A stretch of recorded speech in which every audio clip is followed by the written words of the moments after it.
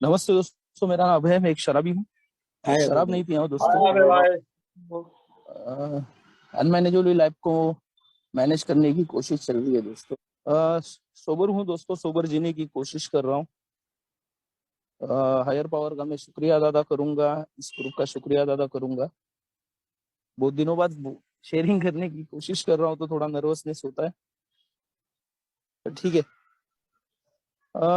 दोस्तों, idea, emotion and attitude, ये बहुत ही महत्वपूर्ण चीजें मेरे लिए है। ये महत्वपूर्ण विषय मेरे लिए है दोस्तों। ये second chapter there is a solution से मैंने लिया था दोस्तों। हमारे भाई अजय गोंदिया इन्होंने एक बार मुझे सजेस्ट किया था जबलपुर में, तब मैंने ये सब्जेक्ट के ऊपर शेयरिंग किया था। उसके बाद आज अपॉर्चुनिटी मिलती है दोस्तों। मैं कोई इस विषय का कोई प्रमुख वक्ता नहीं है। मैं मेरे अनुभव से ये सब्जेक्ट को रखने की कोशिश करूंगा। यहाँ पे कोई सही गलत नहीं होता, इसके वजह से आज धैर्य मिला है दोस्तों। ये मैं आया था दोस्तों 2019 में, मैं लाया गया था, आया नहीं था, लाया गया था। शराब की मार मुझे ए के दरवाजे तक घसीट के लेके आई थी दोस्तों। तो मुझे आइडिया भी नहीं था और मैं कभी इमेजिन भी नहीं कर सकता था कि शायद मेरी शराब रुक सकती है। पर दोस्तों, ये चमत्कार हुआ। पहले मीटिंग से ही मेरी शराब कुछ सालों के लिए रुक गई थी। पर दोस्तों, उस वक्त बहुत ही खराब हालत में मैं लाया गया था, तो मुझे रुकना ही था। मेरे विचारों में आहिस्ता आहिस्ता परिवर्तन आ रहा था दोस्तों। आप जो प्रार्थना बोलते थे, सेंट फ्रांसिस की प्रेयर, में वो बोलने की कोशिश कर रहा था और उसका अच्छा खासा प्रभाव मुझ पे आ रहा था दोस्तों। आप जो मुझे सजेशंस देते थे, आप जो रिकवरी के टूल्स देते थे, उसके वजह से दोस्तों थोड़ा माइंड डाइवर्ट हो रहा था और जिंदगी खुल के जीने की एक आशा मिल रही थी दोस्तों। इससे पहले की कुछ वाकया मैं बताना चाहूंगा दोस्तों। 2019 में मैं लाया गया था, पर उससे पहले 2014-15 में मुझे अल्कोहलिक एनोनिमस का मैसेज मिल चुका था। मेरे एक डॉक्टर मित्र द्वारा मुझे बताया गया था कि एक किस्म की बीमारी है और शायद तुम इस बीमारी से ग्रसित हो तो तुम्हें एक ही मीटिंग में जाना पड़ेगा जहाँ पे एक शराबी दूसरे शराबी के साथ बात करता है और दोनों की शराब रुकती है। पर दोस्तों, मैं उस वक्त हंसा था। मेरा रवैया बहुत ही अलग था दोस्तों। मैं टॉप ऑफ द टेबल था उस समय। मेरे पास बहुत सारा अपॉर्चुनिटीज थी। मैं यंग था, डायनेमिक था और अच्छा जॉब मेरा चल रहा था, अच्छा मेरा इनकम सोर्स था, मैं वेल्दी था उस समय। तो मैं हंसा दोस्तों और मैं उसको गलत तरीके से देखा दोस्तों। मैंने उस बीमारी को मैं समझ नहीं पाया, परख नहीं पाया और मैंने उसका मजाक उड़ाया था दोस्तों। वो डॉक्टर क्या कहने की कोशिश कर रहा है ये जान ही नहीं पाया मैं, या मुझे जानने की जरूरत ही नहीं थी दोस्तों। और मैं जो सेल्फ फिल रन राइड कहा जाता है अल्कोहलिक एनोनिमस में, वो मैंने किया। बिकॉज मेरे विचार क्या थे दोस्तों कि शराब पीना ये बीमारी होती ही नहीं है। शराब पीना मतलब इंजॉय है, और मैं तो ओकेजनल पीता था ना उस समय। तो मैं इतना हैबिचुअल ड्रिंकर नहीं था। मैं तो प्लानिंग ड्रिंकर के कैटेगरी में आता। और शराब पीने की वजह से बीमार पड़ते हैं, पर शराब पीना बीमारी कैसे हो सकती है? और दोस्तों, मैंने उस मैसेज को नकारा और खुद की इच्छाओं की दंगल मैंने शुरू कर दी दोस्तों। ईश्वर का जो काम था वो डॉक्टर ने कर दिया था, पर मैंने वो माना नहीं, ठुकराया दोस्तों। क्योंकि मेरे विचारों में मैं परिवर्तन नहीं लाने की कोशिश कर रहा था, या मेरा एटीट्यूड निगेटिव था पूरा। मेरा प्रोस्पेक्टिव जीने का जो था दोस्तों, वो बहुत ही अलग तरीका था। तो मैंने उस संदेश को नकारा दोस्तों और फिर से मैं शराब पीना ही शुरू कर दिया। बिकॉज अल्कोहल के ऊपर मेरी डिपेंडेंसी बहुत ज्यादा बढ़ चुकी थी। मेरे परिवार के लोग, मेरे समाज के लोग, मेरे कलीग्स मुझे बताते थे कि शराब पीना अच्छी बात नहीं है, पर जो इमोशंस थे मेरे दोस्तों, वो अल्कोहल के ऊपर पूरी तरह से डिपेंड हो चुके थे। क्योंकि शराब पीने के वजह से मुझ में एक अलग प्रकार की ऊर्जा निर्माण होती थी मेरे में जोश निर्माण होता था, मेरे अंदर वो कॉन्फिडेंस निर्माण होता था, बूस्ट हो जाता था मेरे। जो चीजें मैं बिना शराब पिए नहीं कर पाता था, वो शराब पीने के बाद मैं आसानी से कर रहा था। तो मेरी डिपेंडेंसी दोस्तों इमोशनली अल्कोहल के ऊपर बढ़ गई थी, और यही एक मात्र कारण था कि मैं शराब छोड़ने के लिए कतई तैयार नहीं था, बिल्कुल तैयार नहीं था दोस्तों।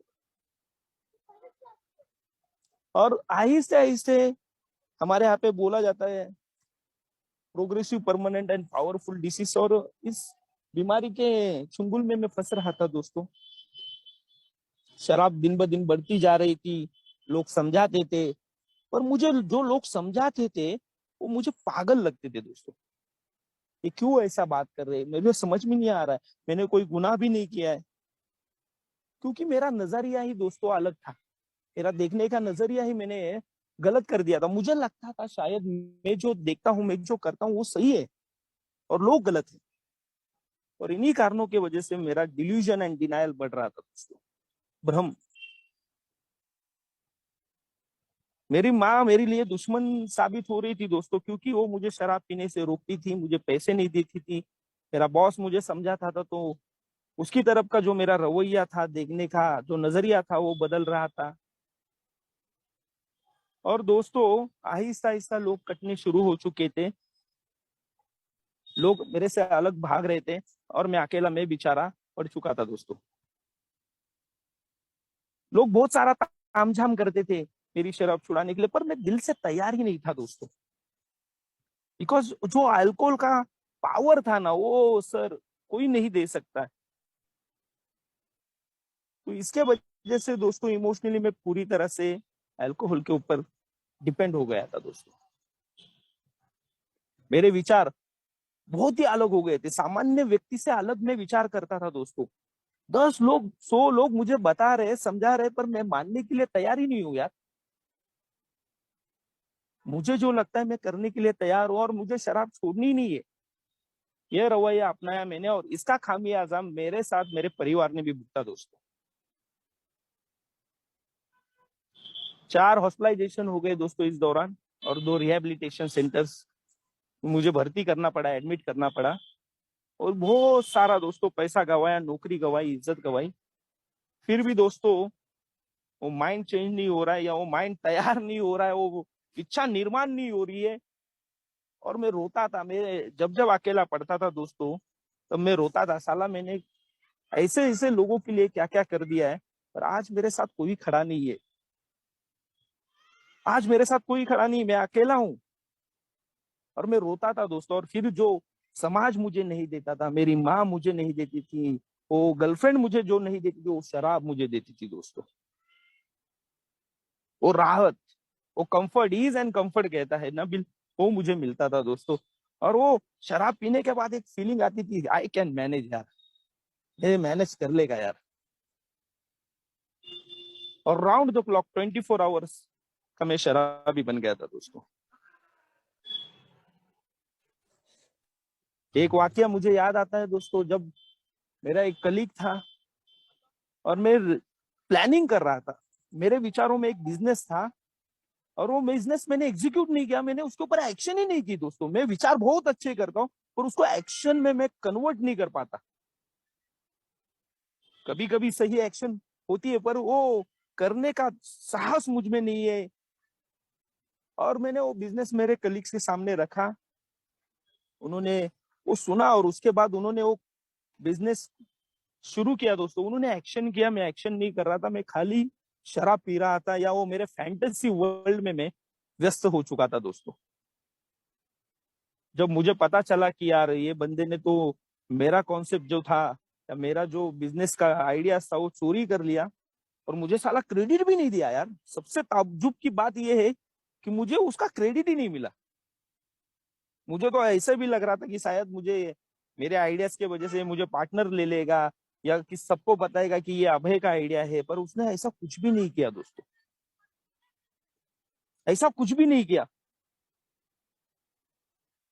और मेरे इमोशंस दोस्तों ब्लास्ट हो गए। मैंने उसके साथ झगड़ा कर लिया, मारा मारी कर ली। मेरा जो उसकी तरफ देखने का नजरिया था, with in a second change हो गया दोस्तों। और मैं साला वो ब्लेम साला वो ईश्वर के ऊपर डाल दिया, वो भगवान जो बेटा है ना, मैं बोला तू नहीं है यार, तू नहीं है, तू है ही नहीं। अगर तू होता तो तू मेरे साइड से होता, क्योंकि ये आइडिया, ये कॉन्सेप्ट मेरा था, मैंने इसके लिए मेहनत की थी। पर साला मेरा एग्जीक्यूशन नहीं था। गॉड बोलता है ना, मैं साला तेरे को डायरेक्शन देगा पर एक्शन तुझे करना है, मैंने एक्शन ही नहीं किया, मैं सीधा ब्लेम किया। गॉड को ब्लेम किया, वो बंदे को ब्लेम किया, लोगों को ब्लेम किया, मेरी माँ को भी ब्लेम किया, तू मेरे को पैसा नहीं दिया ना, उसके वजह से देखो बिजनेस चला गया, कोई और कर रहा है, कितना मजे से पैसे कमा रहा है। मैं क्या होता है दोस्तों, मैं फाइनेंशियल सिक्योरिटी की तरफ जाता हूँ, मैं लोगों के ऊपर डिपेंड हो जाता हूँ, मैं परिस्थिति के ऊपर डिपेंड हो जाता हूँ। और मेरी सबसे ज्यादा जो जरूरत होती है वो फाइनेंशियल सिक्योरिटी है, उसके ऊपर मैं पूरी तरह से डिपेंड हो जाता हूँ दोस्तों। और फिर जो अंदर के जो मेरे स्वभाव दोष है वो विद्रोह कर लेते हैं दोस्तों, वो बड़े ही विध्वंसक है, वो किसी के सुनने के लिए तैयार नहीं है। और दोस्तों मैं बोलता हूँ खुद से, यार ये जिंदगी में कुछ जीने लायक बचा नहीं है। मेहनत तू करता है और मलाई कोई और खाता है यार। मेरा जिंदगी की तरफ, दुनिया की तरफ, ईश्वर की तरफ देखने का पूरा नजरिया ही बदल जा रहा है दोस्तों। और जब जब वो साला वो इमोशंस रहते थे वो पीने के बाद बाहर आते थे, फिर मैं मारा मारी करता था, गाली गलौज करता था, लोगों को उठपटांग हरकतें करता था, लोगों को फोन करके गाली देता था। और पूरी तरह से मैंने दोस्तों निगेटिविटी में चला गया था। और मैंने काम शॉप वहां पे कर दिया और मैं माँ के टुकड़ों के ऊपर पलना शुरू कर दिया। मैंने काफी दफा मेरी माँ को ब्लेम किया है, मेरी माँ को दोषी ठहराया, मेरे ईश्वर को, मेरी उच्च शक्ति को, लोगों को दोषी ठहराया है कि आपके वजह से साला ये फेलियर हुआ है, आपके वजह से ये अभय गिर चुका है, इसके लिए आप रिस्पॉन्सिबल हो। कितने लोगों को मैंने नौकरियां लगाई, कितने लोगों को मैंने काम सिखाया, कितने लोगों को मैं बॉम्बे में सेट करके दिया, और आज देखो साला मैं गिर चुका हूँ। मुझे पहले लगता था दोस्तों कि अभय बहुत ही शानदार इंसान है, बहुत शानदार इंसान है, अभय जैसा कोई नहीं है। और जब मैं 2019 में दोस्तों ये में लाया गया ना, और जब मेरे भाइयों ने, मेरे स्पॉन्सर ने, मेरे बिग बुक ने जो अनुभव बताए, वाक्य बताए ना, और जब मैं मेरे स्पॉन्सर की मदद से ये 12 स्टेप का प्रोग्राम प्रैक्टिस करना शुरू किया, तो मुझे पता चला कि साला मैं तो गलत सोच रहा था यार, मेरे विचार ही गलत थे, मैं भटका हुआ इंसान हूँ यार, मैं कोई अच्छा विंचा इंसान नहीं था, मैं ग्रैंडियोस था यार, मेरे बड़प्पन था, मुझे मेरे में बहुत सारा बड़प्पन छुपा था। मैं ये काम क्यों कर रहा था, नौकरी लगवाना है, काम सिखवाना है, किसी को सेट करना है, तो लोगों ने मेरा उदाहरण देना चाहिए, अभय भाई जैसा कोई नहीं है, अभय भाई हमारा माई बाप है। ये कारणों के वजह से दोस्तों मैं उनको मदद कर रहा था। और जब जब ये नहीं होता था, मेरे इमोशंस, मेरे विचार, मेरा रवैया ही दोस्तों उनकी तरफ का बदल जाता था पूरी तरह से।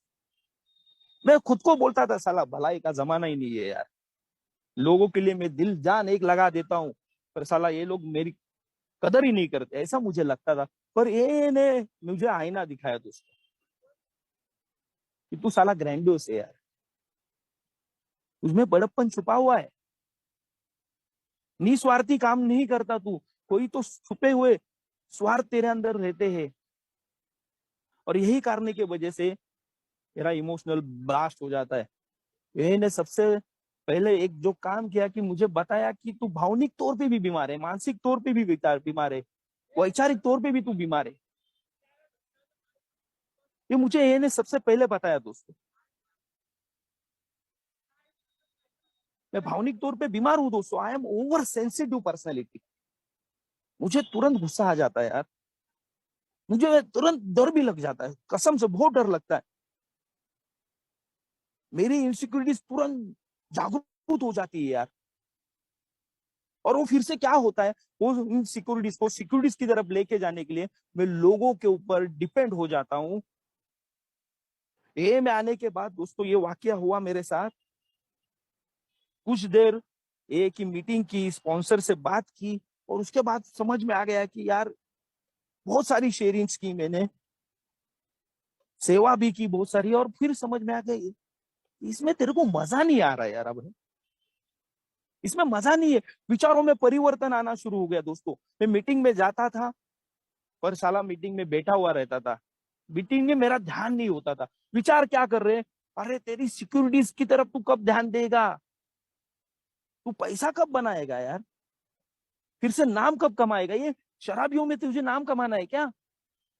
और क्या हो जाता है दोस्तों, वो मीटिंग बोरिज्म लगना शुरू होता है, मोनोटोनो लगना शुरू होता है। वो खाली जो शुरुआत में प्रार्थना मुझे राहत देती थी, रिलीफ देती थी, सेरेनिटी देती थी, वो अभी मुझे दोस्तों खाली शब्द ही सुनाई दे रहे। जिस प्रार्थना के बदौलत मैं दिन भर शराब से दूर रहता था, जिस प्रार्थना के ऊपर मेरा बिलीव हो चुका था, वो प्रार्थना में खाली दोस्तों हाथ जोड़ के शब्दों से बोलता था, उनमें कुछ दोस्तों मतलब एहसास नहीं था, बिल्कुल भी एहसास नहीं था। वो केवल शब्द थे दोस्तों।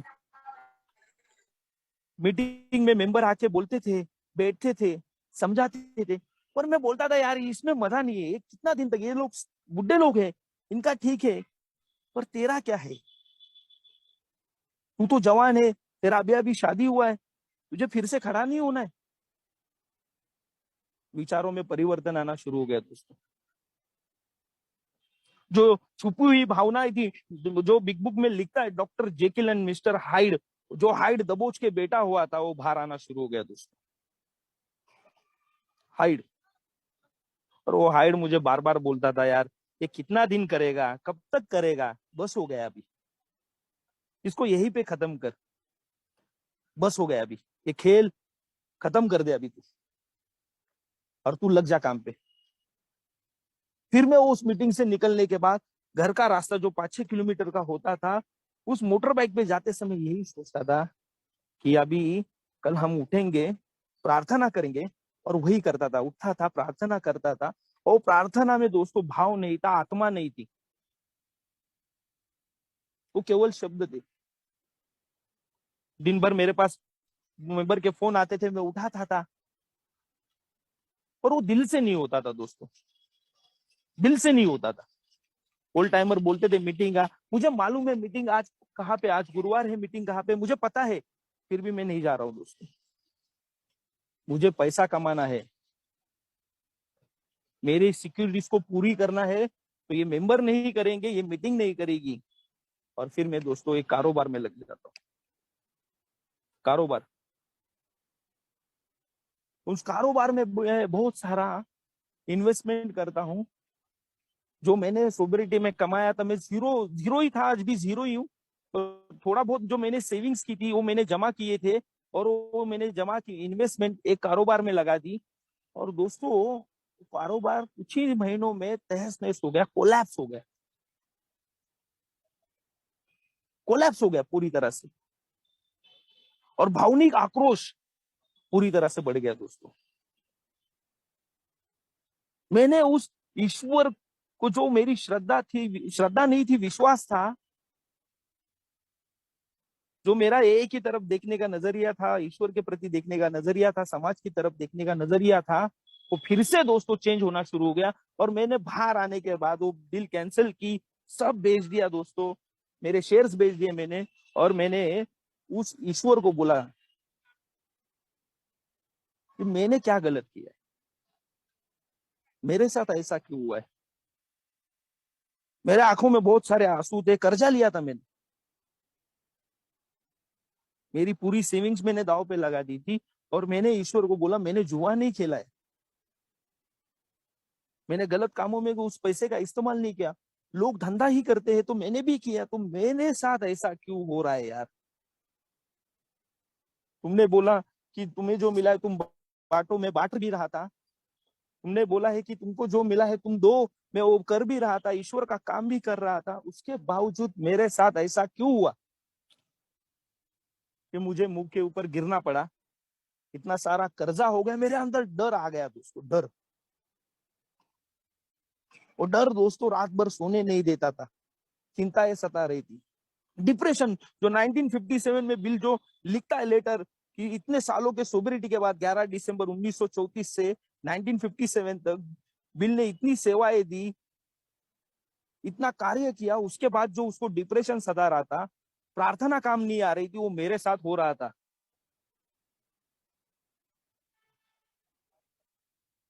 अकेला रूम में बैठ के रोता था मैं। बोलू तो किसको बोलू मैं, आप मेरी आप बीती क्या हंसेंगे मेंबर, मेंबर हंसेगा मेरे ऊपर। जो दोस्तों कोलैप्स मेरा दारू पीते समय नहीं हुआ, उससे बड़ा कोलैप्स रिकवरी में मेरा हो गया था। मेंबर तो मजाक उड़ाएंगे, बोलेंगे बहुत बड़ा शाना बन रहा था ना। अब कैसा लगा झटका, किसको मुंह दिखाऊं, क्या करूं, लोगों को फेस कैसे करूं, जिनसे पैसा मैंने लिया है उनको मैं कैसे मुंह दिखाऊं। और दोस्तों, जो प्रार्थना में बोलता था, हर हर मिनट, हर घंटे, हर दिन में जो प्रार्थना बोलता था दोस्तों, उसमें डर था, उसमें विश्वास नहीं था, उसमें केवल और केवल डर छुपा हुआ था। जो प्रार्थना कुछ महीनों पहले, कुछ सालों पहले मेरे लिए काम कर रही थी, आज नहीं कर रही थी। मैं वो बोलता है ना बिल, दिस प्रिंसिपल्स, हमने इन सारे कदमों को अपने जीवन में इस्तेमाल किया, ऑल आवर अफेयर्स मैंने किया, उसके बावजूद साला मैं कोलैप्स कैसे हो गया यार। डर इतना, चिंता इतनी आती थी दोस्तों, एंजाइटी इतनी आती थी, समझ में नहीं आता था क्या करूं साला।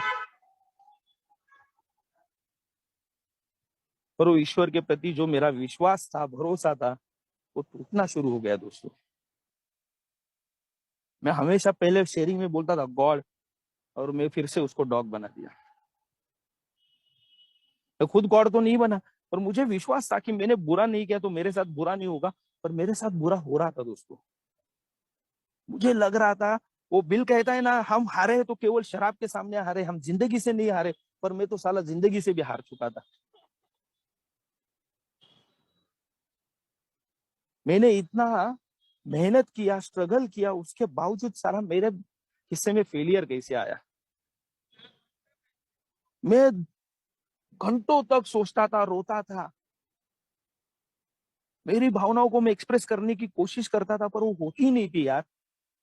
और वो फिर मेंटल स्लिप शुरू हो जाती, मेंटल स्लिप, मानसिक तौर पे वो जो स्लिप शुरू हो जाती है ना, कि उठा साला वो बोतल, फिर देख तू जिधर लात मारेगा उधर पानी निकालेगा, तू अभय है। पर तेरे को उसके लिए इस ईश्वर से, वो तेरा पुराने वाला ईश्वर जो है शराब, उसके पास जाना पड़ेगा, तभी कुछ होगा।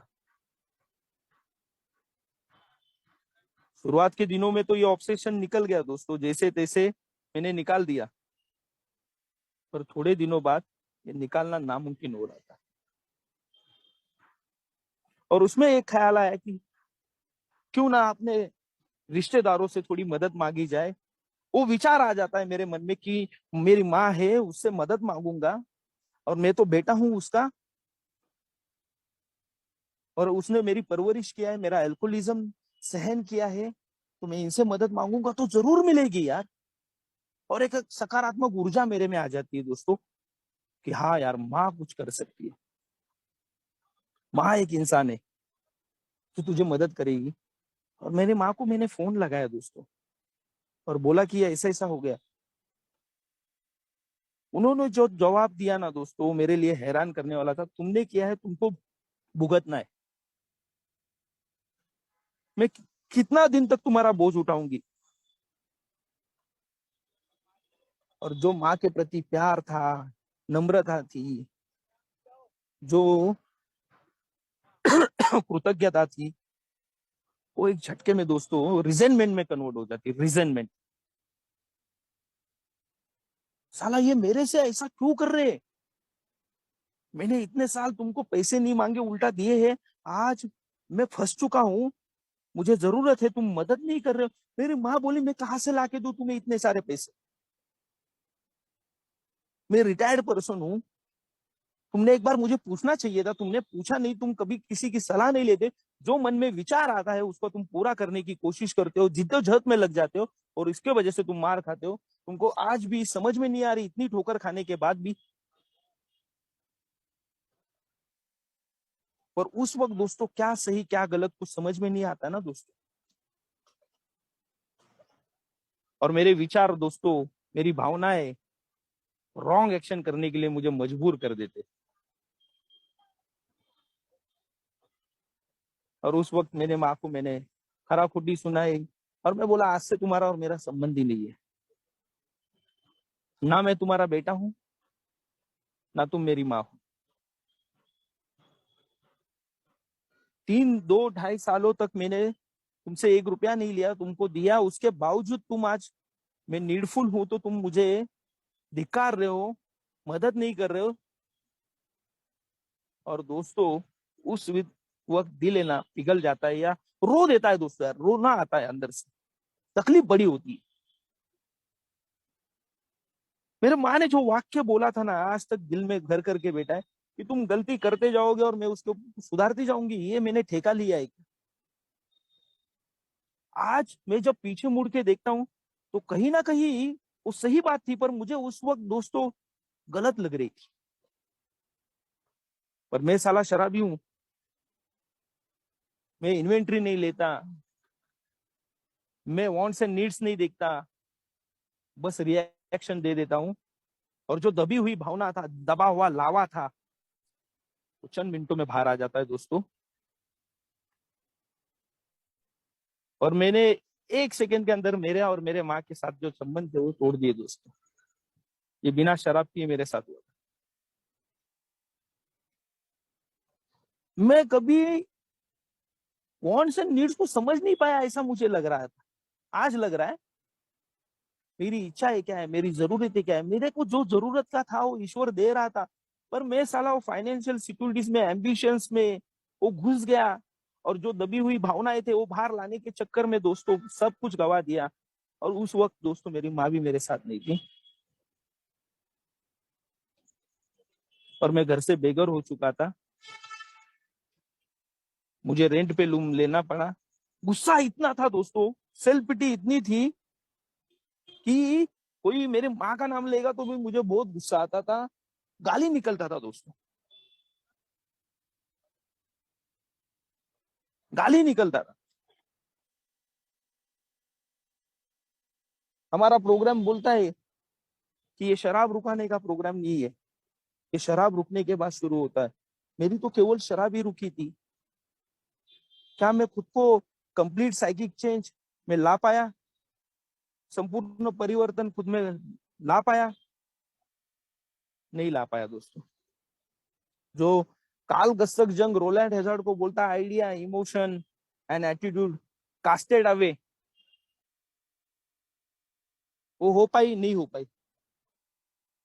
बस शराब रुकी थी। विचार जैसे की तैसे थे, भावना एक जैसी की तैसी थी, रवैये में कुछ भी बदलाव नहीं आया था। मेरे इच्छा के विरुद्ध कुछ हो जाता है तो मेरा रवैया दोस्तों बहुत ही बदल जाता है, तिलमिला जाता हूँ।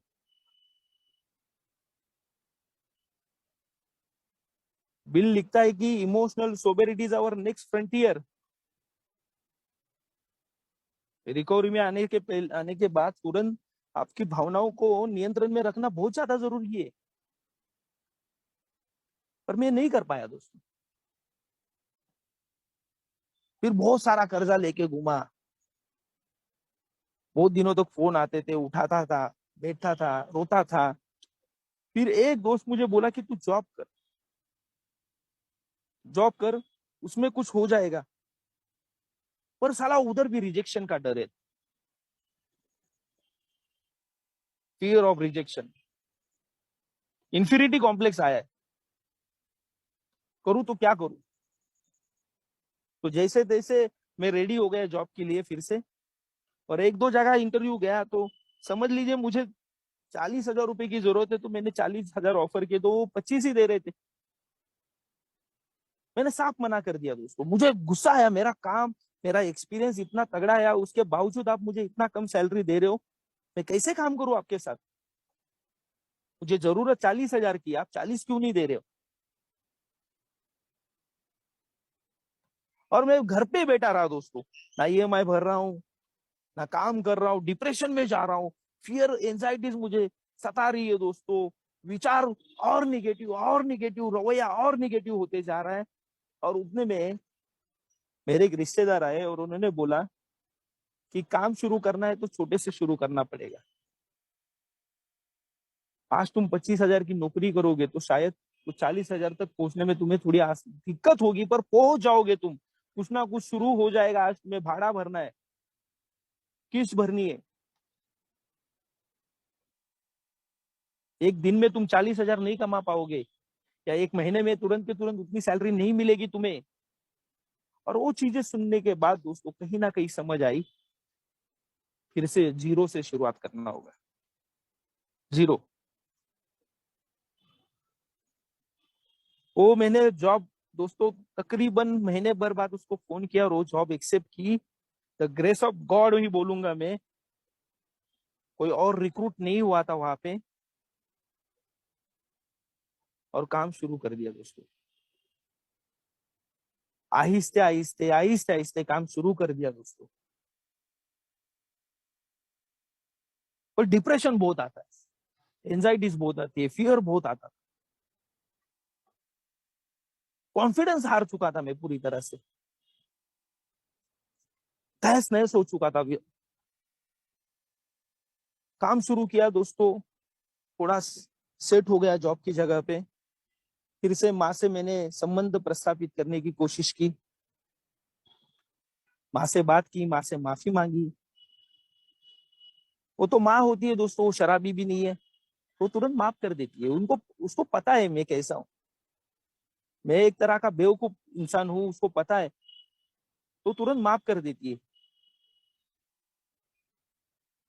और माँ से संबंध फिर से प्रस्थापित करता हूँ, बहन से ठीक से बात करना शुरू कर देता हूँ। ठीक ठाक चल रहा है दोस्तों। और उतने में परिवार के ऊपर एक संकट आ जाता है, और फिर से दोस्तों डर सताना शुरू होता है। और जो थोड़ी बहुत सेविंग्स की थी जॉब से, ईएमआई किस्त भर के, रेंट भर के, उस वक्त फाइनेंशियल नीड्स मेरे परिवार को थी। और उस वक्त पहला विचार आता है, साला इन्होंने मुझे मदद नहीं किया तो मैं क्यों करूं। और वहां पे मेरी इमोशंस ब्लास्ट हो गए। मैंने उस परिवार को सदस्य को सुनाया कि साला जब मुझे जरूरत था तुमने मुझे खड़ा नहीं किया, आज तुम्हारी नौबत आ गई ना, बदला, बदला लेना है मुझे, मैं छोड़ूंगा नहीं। मुझे नहीं दिया ना, मैं क्यों दूंगा। पर दोस्तों मेरी बहन ने मुझे समझाया कि शायद परसों के दिन तुम वहां पे खड़े रहोगे और कोई नहीं रहेगा। फिर मुझे समझ में आ जाता है कि हाँ यार, ये भी बात सही है। और मैं उनको मदद करने के लिए तैयार होता हूँ, और अपनी वाइफ से बताता हूँ कि मुझे थोड़े पैसे निकाल के इनको देने हैं। तो आप क्या कहते हो। मेरी माँ, सॉरी, मेरी बीवी तिलमिला जाती है, तिलमिला जाती है पूरी तरह से। वो बोलते तुमको जरूरत क्या है, अभी थोड़ा ठीक हो रहा है, तुमने दुनिया का ठेका लिया हुआ है क्या, तुमको समझ में नहीं आता क्या, जब हम मुसीबत में थे कोई आया क्या, आज तुम्हें भगवान फिर से बनने की जरूरत क्या है।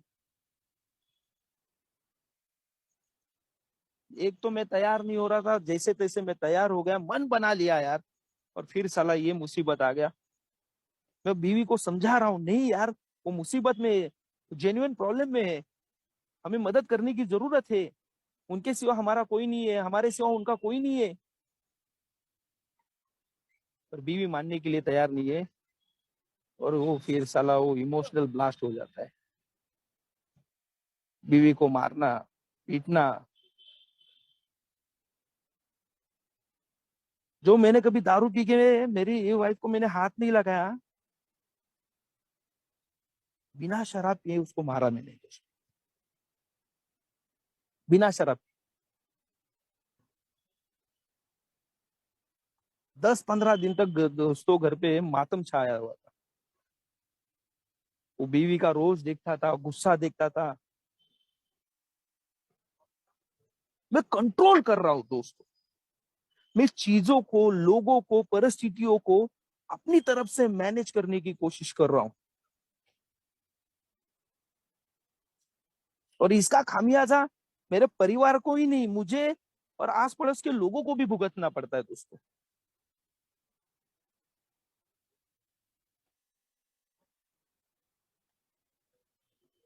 10-12 दिन तक दोस्तों इतना मातम मेरे घर पे छाया हुआ था। बीवी मुझसे बात नहीं कर रहा है, खाना नहीं खा रहा है, झगड़ा शुरू हो रहा है, डिवोर्स तक मैटर जाने के लिए तैयार हो गया था। अभी करना क्या है?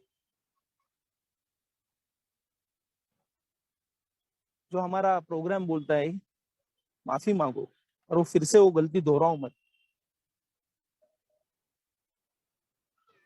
वो करना पड़ा दोस्तों, करना पड़ा। ये करने के सिवा मेरे पास कोई चारा नहीं था। मैं चीजों को कंट्रोल कर रहा हूँ, लोगों को कंट्रोल कर रहा हूँ, समय को कंट्रोल कर रहा हूँ। ये नहीं होने वाला है मेरा प्रोग्राम, मेरी फेलोशिप मुझे बताती है, पर मैं मान ही नहीं रहा हूँ दोस्तों। मैं खुद में बदलाव नहीं ला रहा हूँ। आज शराब रुकी है बस, बाकी कुछ भी बदलाव नहीं है। और फिर से दोस्तों, मैं बीवी को प्रॉमिस करता हूँ पैसा इतना कमाऊंगा कि तुमको रानी की तरह रखूंगा। फिर से मेरे गोल्स भटक जाते, फिर से विचार मेरे बदली हो जाते। थोड़े दिन तक मैं उस विचारों के साथ रहता हूँ दोस्तों, फिर से पुराने विचारों में मैं खो जाता हूँ दोस्तों।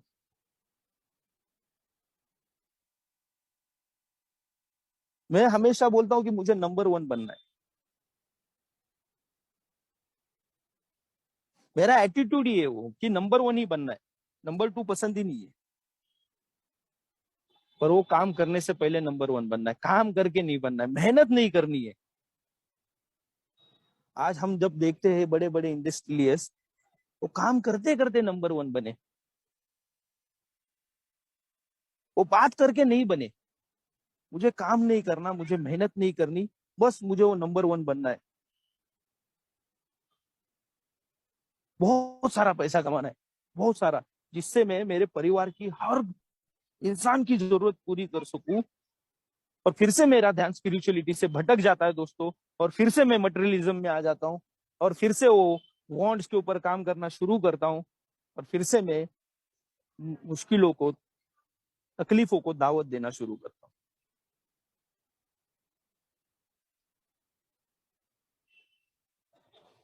और यही फिर से हुआ मेरे साथ, और नंबर वन बनने के चक्कर में, सबसे ज्यादा पैसा कमाने के चक्कर में मैंने फिर से मुश्किलों को दावत दे दी।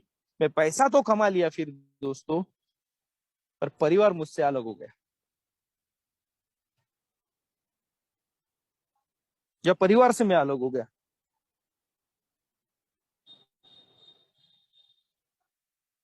मैं केवल और केवल पैसे के ऊपर ध्यान दे रहा था, ना माँ के ऊपर, ना बहन के ऊपर, ना बीवी के ऊपर ध्यान दे रहा हूँ।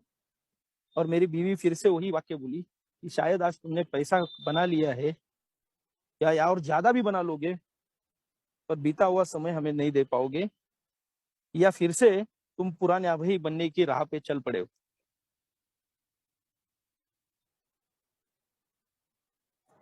ये बातें दोस्तों मैं जब सुनता था दोस्तों, तो मुझे हंसी आ जाती थी। मैं बोलता था यार, कमाने के बाद भी इनका प्रॉब्लम है, नहीं कमाता था तब भी प्रॉब्लम है, मैं करूँ तो क्या करूँ, कैसे इनको मैनेज करूँ, कैसे इनको कंट्रोल करूँ। बल्कि हमारा प्रोग्राम मुझे बोलता है कि तू कुछ नहीं मैनेज कर पाएगा, तू कुछ कंट्रोल नहीं कर पाएगा, कुछ चीजों को समझने की कोशिश मत कर। जो ए का कार्य है, ए के 12 स्टेप्स तुझे बताते हैं वही कर। पर मैं वो करने के लिए तैयार ही नहीं था। अल्कोहलिक एनोनिमस का प्रोग्राम नहीं जी रहा था, मैं अभय एनोनिमस का प्रोग्राम पूरी तरह से जी रहा था।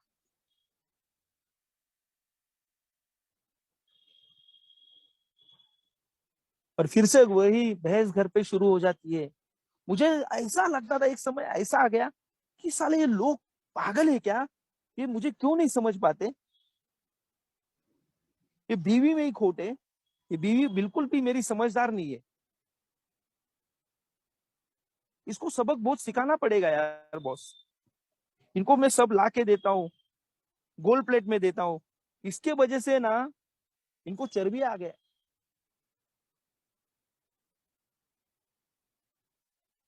जो बीवी मेरे लिए अपने माँ बाप को छोड़ के आई थी, परिवार को छोड़ के आई थी, उसके लिए मैं ऐसा विचार कर रहा था दोस्तों। और मेरे अंदर वो गुस्सा पनप रहा था, गुस्सा। और जो भी वो चीज बताती थी मुझे निगेटिव ही लगती थी दोस्तों। और कुछ अच्छा भी बताएगी तो भी मुझे ऐसे ही लगता था, यार ये हमेशा यही बात करती है, ये मेरे हर काम में रुकावट पैदा करती है,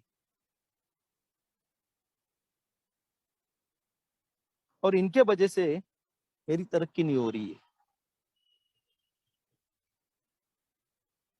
और दोस्तों, एक विचार मन में आया, क्यों ना बहुत दिनों से शारीरिक बाहरी संबंध नहीं हुए, वो बनाया जाए।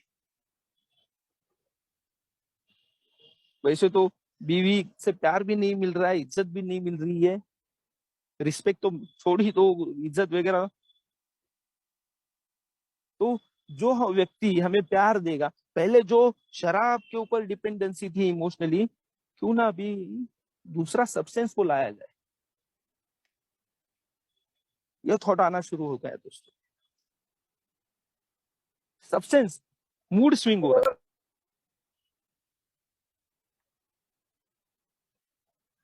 और दोस्तों, एक हमारे दोस्त थी, और उनके साथ मेरा रिलेशन शुरू हो गया दोस्तों।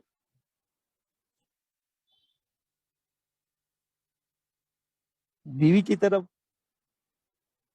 जो रवैया था वो पूरी तरह से बदल चुका था। जो फीलिंग्स थी मेरी बीवी के लिए वो पूरी निकल चुकी थी, और वो पूरी शिप दोस्तों उस दोस्त की तरफ आ गई थी, जिन्होंने मुझे प्यार दिया, समझ के लिया, मेरे विचारों को समझा, मेरी भावनाओं की कदर की।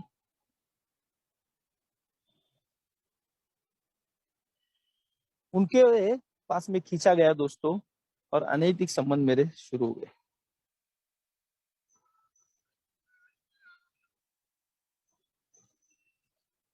और मैं खुद को इस दोस्तों, खुद की पीठ थपथपाता था, खुद को ही शाबाशी देता था, और बोलता था ये सही किया है, ये तेरी कदर नहीं करते, ये लायक नहीं है, इनको ठोकर लगनी चाहिए। ये विचार दोस्तों मेरे मन में आते थे। बीवी में रात को आता था, रोती थी, आप समय दो, बैठो बात करो, मैं उसको लताड़ देता था दोस्तों। वो अच्छी चीज भी बताती थी तो भी मैं उसको गाली गलौज करने था दोस्तों।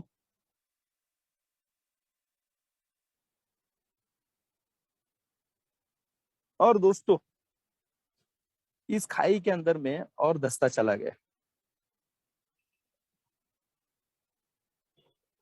और इसका खामियाजा क्या हुआ दोस्तों,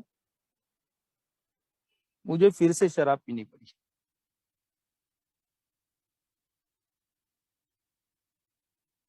वो बिल कहता है कि कंप्लीट साइकिक चेंज, 360 डिग्री। पर मैं तो साला कुछ करने के लिए तैयार ही नहीं हूँ तुम्हारे हिसाब से। मैं मेरे हिसाब से जीऊंगा मेरी जिंदगी, तुम्हारे हिसाब से जी के कुछ मतलब नहीं हुआ, मेरा फायदा नहीं हुआ, बस लॉस ही लॉस हुआ, बिजनेस में लॉस हुआ, रिलेशन में लॉस हुआ।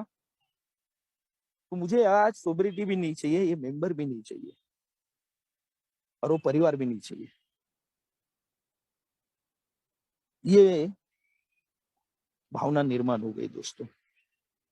मेंबर का फोन आता था, मेंबर की तरफ देखने का रवैया मेरा बदल चुका था, नजरिया बदल चुका था। मीटिंग के लिए फोन आते थे, मुझे मालूम है इतने बजे ऐसे जगह पे मीटिंग है, मैं नहीं जाता था दोस्तों। पूरी तरह से सेल्फ विल रन राइड चालू हो गया दोस्तों।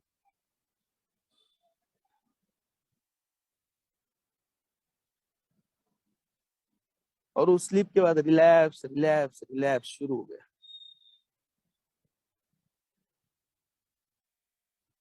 पर वो कहा जाता है कि कभी ना कभी वो शराबी को एक पॉइंट पे आके रियलाइजेशन होता है, एक इंसान को रियलाइजेशन होता है। वो रियलाइजेशन मुझे हुआ दोस्तों कि ये गलत हो रहा है। पर तब तक तो मैं पूरा परिवार को तबाह कर चुका था, मेरी जिंदगी को मैं तबाह कर चुका था, मेरी सोबरिटी को मैं तबाह कर चुका था।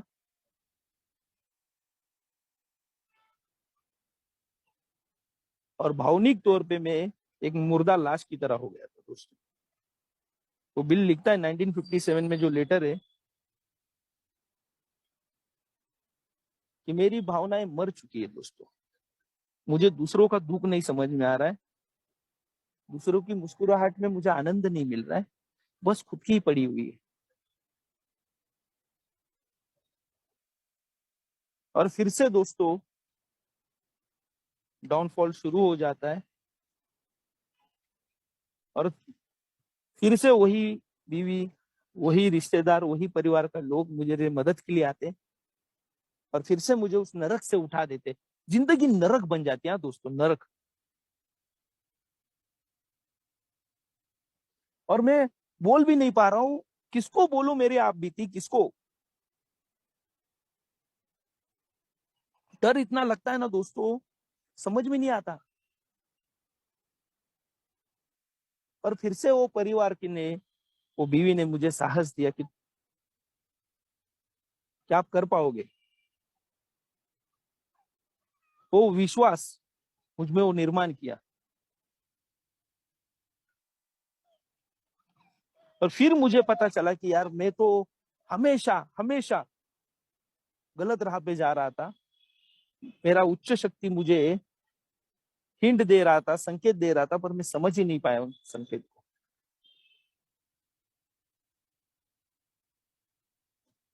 वो इमोशन और एक्शन का अलाइन हो गया और ब्लास्ट हो गया दोस्तों।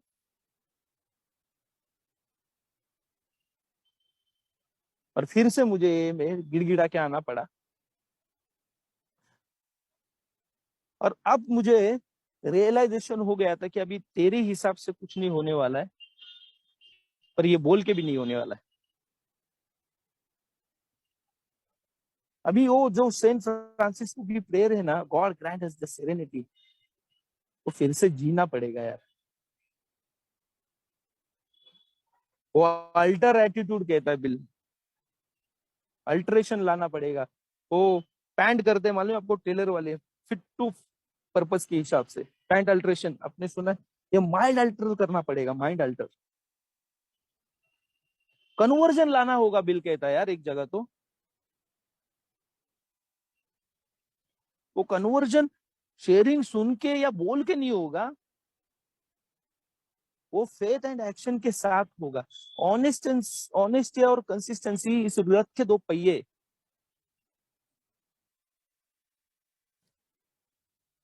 सबसे पहली चीज है दोस्तों मेरे में ऑनेस्टी नहीं है। मैं बिल्कुल ऑनेस्टी नहीं है। वो बोर्ड पे लिखा हुआ है ना, ऑनेस्टी, ओपन माइंडेड, विलिंगनेस, ये तीनों शब्द मेरे डिक्शनरी से, मेरे जिंदगी से मिट चुके थे। मैं ना खुद के साथ ईमानदार था, ना मेरे उच्च शक्ति के साथ, ना मेरे परिवार के साथ, ना मेरे काम के प्रति मैं ईमानदार था। Always shortcut. मेरे विचारों में क्या भाग रहा है, शॉर्टकट। ऑनेस्टी मेरी जिंदगी से गुम हो चुकी थी दोस्तों। ओपन माइंडेड, ये क्या होता है? मैं बोलता था, क्या हो जाता है दोस्तों कुछ दिनों बाद, ये शेयरिंग, ये न्यू कमर, ये ओल्ड टाइमर, ये मेरे लिए बोर हो लगना शुरू हो जाते। जो तालियां मुझे कभी कभार एक सेरेनिटी देती थी, मुझे इंकरेज करती थी, आज मुझे वो तालियां नहीं चाहिए थी दोस्तों। वो मेरी प्यास जो तालियों से बुझ जाती थी, शेयरिंग से बुझ जाती थी, मीटिंग से, लिटरेचर से, स्पॉन्सर से, वो नहीं चाहिए थी। मैं दुखी रहना शुरू हो गया था दोस्तों। वो पॉइंट ऑफ सेटिस्फेक्शन बोलता है ना, वो नहीं मिला, कभी नहीं मिला। ना सेक्स करते समय, ना पैसा कमाते समय, ना ये मैं आने के बाद। थोड़े दिनों तक मिला, उसके बाद निकल गया जिंदगी से। और फिर क्या मिला? Depression, anxiety, fear. क्यों मिला? इमोशंस कंट्रोल नहीं कर पाया, माइंड अल्टर नहीं कर पाया, गलत एटीट्यूड को सुधार नहीं पाया। इसको फेंक देना है, काल गस्तक जंग बोलता है, और नए विचारों को लाना है, नए भावनाओं को लाना है। वो देखो ना, रोलैंड हैजार्ड इतना साला वो लैंडलॉर्ड था, इतना अमीर था, वो चाहे तो अमेरिका का टॉप डॉक्टर के पास ट्रीटमेंट कराया था उसने, और उसके बाद वो यूरोप के काल गस्तक जंग के पास गया था। उसके साथ तकरीबन कुछ महीने, हफ्ते, साल गुजारने के बाद वो फिर से अमेरिका आ जाता है, स्विट्जरलैंड से आ जाता है, और फिर वो स्लीप रिलैप्स हो जाता है, और फिर उससे पूछता है ये मेरे साथ क्यों हो रहा है। तब वो बोलता है कि यार तुझे आइडिया, इमोशन एंड एटीट्यूड को बदलना पड़ेगा। मैं तेरे इमोशंस को निकालने की कोशिश कर रहा था, पर मुझसे नहीं हो पाया। ये काल दस्तक जंग से नहीं हुआ, मॉडर्न साइकोलॉजी का फादर बोला जाता है उसको, उससे नहीं हुआ। मैं अकेला नहीं कर पाऊंगा। फिर मुझे क्या करना होगा, ए में आना होगा, फिर से 12th से प्रोग्राम को प्रैक्टिस करना होगा। और सबसे ज्यादा जरूरी है, जो मैं फेलियर हुआ ना, तो इसमें ऑनेस्टी नहीं है।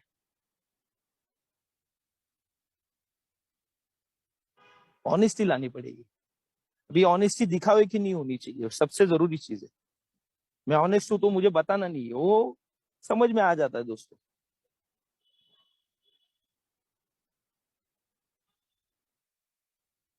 Turn out the whole idea and emotions, वो उसको निकालना पड़ेगा। एज बिल सीज इट जब मैं पढ़ता हूँ दोस्तों, फर्स्ट जो पेज है ना, वही मुझे बताता है कि हमारा प्रोग्राम दोस्त शराब रुकाने का नहीं है। ये वे ऑफ लाइफ है यार, जिंदगी जीने का मार्ग है ये।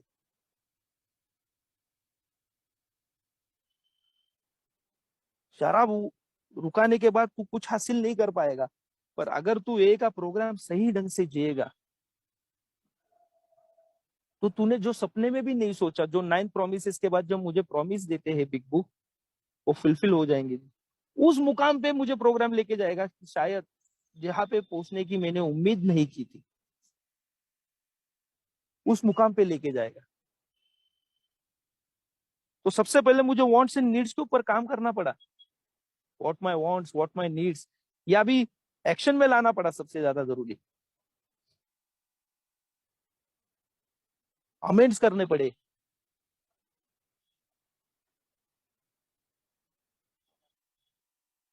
और सबसे ज्यादा जरूरी, count your blessings, don't count your problem. मेरे ब्लेसिंग्स क्या थे, उनको काउंट करना पड़ा। मैं दोस्तों नम्रता, विनम्रता, कृतज्ञता, ये शब्दों पूरी तरह से भूल गया था।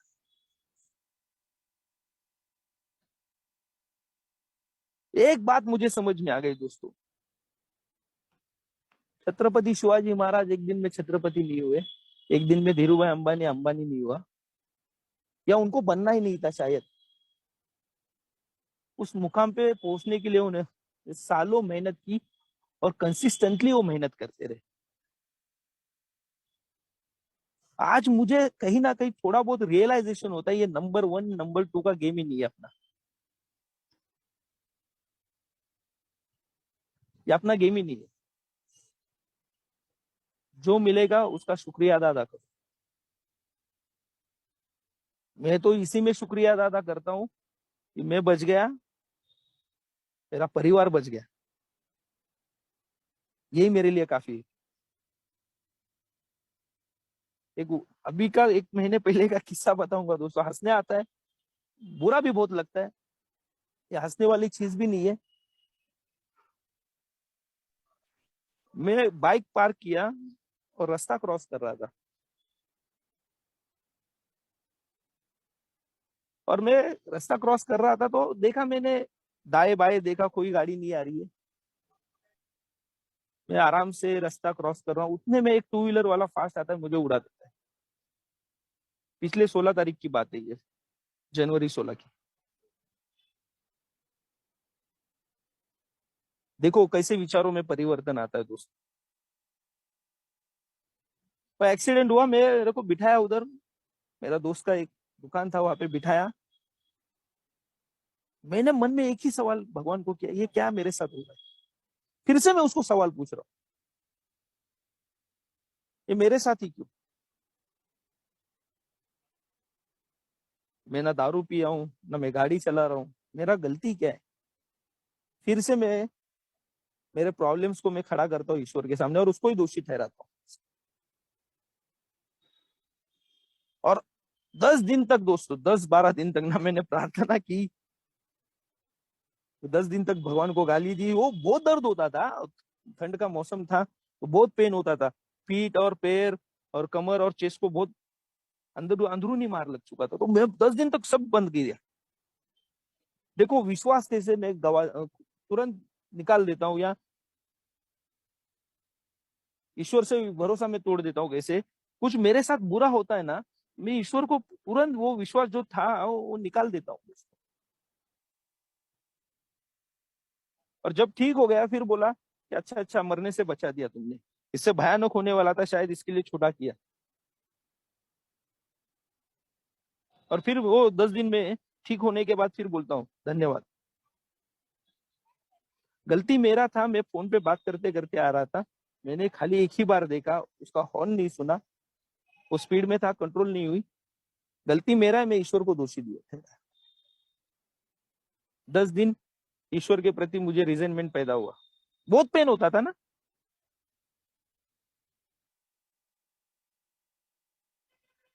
और बोलता है ये प्रार्थना भी काम नहीं करता यार, मैं सुबह उठ के बस मैं अगरबत्ती करता हूँ, पूजा करता हूँ, ये क्या हो गया। तो मेरा ईश्वर मुझे बोला ही नहीं है पहली चीज कि ये करना है तुझे, प्रार्थना या अगरबत्ती, कर्म अच्छे करने, सोबर रहने के लिए मीटिंग करनी है, और सोबर जीने के लिए एक 12 स्टेप का प्रोग्राम करना है। सोबर रहना और सोबर जीना, इसमें बहुत बड़ा अंतर है। आज मैं फिजिकली सोबर हूं पर मेंटली सोबर हूं क्या? तो शायद नहीं हूं। आज भी कहीं ना कहीं वो रिजेंटमेंट आती है, वो झटका आता है। जैसे बिल कहता है ना, बिल की स्टोरी में बीच बीच में वो रिजेंटमेंट के दौरे आते हैं, मुझे भी आते। वो भावनाएं बाहर आती, छोटी छोटी चीजों पे आती। खाना मेरे पसंद का नहीं बनाया, शोर शराबा शुरू हो जाता है। अनहैप्पी, कभी कभी लगता है साला इतना मिलने के बाद भी आनंद नहीं है, लगता है। डिप्रेशन आता है कभी कभार, पर वो टूल्स को फिर से फॉलो किया है, स्पिरिचुअल टूल्स बोलता है ना बिल। पर एक चीज है कि मैं बैंक करप्ट आइडियोलॉजिस्ट हूँ, बैंक करप्ट हूँ। मेरे विचार पूरी तरह से आशावादी कंगाल है। आज भी मेरे बीवी से बिना पूछे कुछ भी इन्वेस्टमेंट नहीं करता मैं। वो कोई एमबीए किया नहीं है, या वो कोई एसआईपी एडवाइजर नहीं है, पर मुझे ये पता चला है कि शायद उच्च शक्ति उसके माध्यम से मुझसे कांटेक्ट करेगी। जिंदगी जीने का जो रवैया था उसको वो थोड़ा छोड़ना पड़ेगा, मुझे ये समझ में आ गया। मैं सुनता नहीं हूँ, आज भी मेरा बहुत बड़ा प्रॉब्लम है। मेरी बीवी भी बोलती है, माँ भी बोलते हैं, मेंबर भी बोलते हैं, साला तू सुनता नहीं है। सुनता नहीं हूँ मैं, सुनता हूँ सबकी, करता हूँ अपनी। यही मेरा आज भी चलता है कभी कभार। हालात बहुत अच्छे है, ऐसी बात नहीं है, ठीक है, बदतर नहीं हुए, सुधरने की राह पे आ रहे हैं। पर एक चीज मैंने बोला है यार, इससे ज्यादा नहीं गिरना है अभी, बस कर अब। या अभी पिछले 3-4 महीने से इतना तकलीफ हुआ है ना मुझे। एक्सीडेंट हो गया, माँ बीमार हो गया, बहन का डिवोर्स का केस चल रहा है, बहुत इमोशनली वीक हो गया है यार मैं। पर दारू नहीं पिया यार, दारू नहीं पिया। फिर से बिग बुक स्टडी शुरू किया। कुछ मेंबर आते हैं, पढ़ते हैं, हम, मुझे समय मिलता है, पर उसमें भी सलाह ऑनेस्ट नहीं है, डेली नहीं करता मैं, मेरे टाइम के हिसाब से मैं मैनेज करता हूँ। फिर वही है कंट्रोलिंग नेचर मेरा, मेरे हिसाब से होगा, तुम्हारे हिसाब से नहीं। तुमको जरूरत है, साला मुझे जरूरत नहीं है क्या? मुझे भी तो जरूरत है। ये सोबरिटी उनके लिए जरूरी है, मेरे लिए नहीं है। मेरे लिए तो सबसे ज्यादा जरूरी है, मैं बोलूंगा आज। One day at a time जीने की कोशिश है दोस्तों। तकलीफ बहुत सारी आती है। मैं आज बोलता हूँ कि यार वो सोबेरिटी को जब तक तुम फील नहीं करोगे, आनंद नहीं लोगे, हैप्पी जॉयस एंड फ्री जो बोलता है वो, दोस्तों जीना बहुत ज्यादा जरूरी है, महसूस करना बहुत जरूरी है। वो दूसरे का हैप्पी जॉयस एंड फ्री देख के मुझे कुछ एक उम्मीद मिलेगी बस। अभी कोई शेयरिंग करेगा तो मुझे एक होप मिलेगी, एक्सपीरियंस मिलेगा, स्ट्रेंथ मिलेगा। मुझे एक्शन में लाना पड़ेगा, और इस पार्ट में मैं पीछे आता हूँ, एक्शन में। मैं बोलता बहुत मस्त हूँ, मेरे को मालूम है, पर साला वो एक्शन है ना, एक्शन होती नहीं मुझसे, और राइट एक्शन नहीं होती है, गलत एक्शन तुरंत होती है। तो वो होना जरूरी है मेरे लिए, और उसके लिए मैं काम करने की कोशिश कर रहा हूँ। पर एक है कि आज चीजों को सही मैं खुद नहीं कर रहा हूँ। मुझे बताया गया कि समय आएगा, तुम प्रोग्राम प्रैक्टिस करो, काम के ऊपर ध्यान दो, जब जब तुमको लगेगा कि तुम्हारा वो मिस्टर हाइड बाहर आएगा, तो मेंबर से बात करो, मीटिंग करो, प्रेयर करो। और मैं ये गारंटी से बोलता हूँ, प्रेयर काम करता है आज, प्रेयर काम करता है बीच बीच में। और वो मुझे लगता था प्रेयर काम नहीं करता, कर रहा है मेरे लिए। गॉड भी काम करता है, मेरे हायर पावर भी काम करती है, बस मैं करने नहीं देता। मैं खुद कभी कभार गॉड बन जाता हूँ, सबको डायरेक्शन देता हूँ सब, और वो खुद ही एक गलत एक्शन करके सबको मुसीबत में डाल देता हूँ। तो चल रहा है दोस्तों, one day at A time के हिसाब से आज आपने बोलने का मौका दिया। धन्यवाद।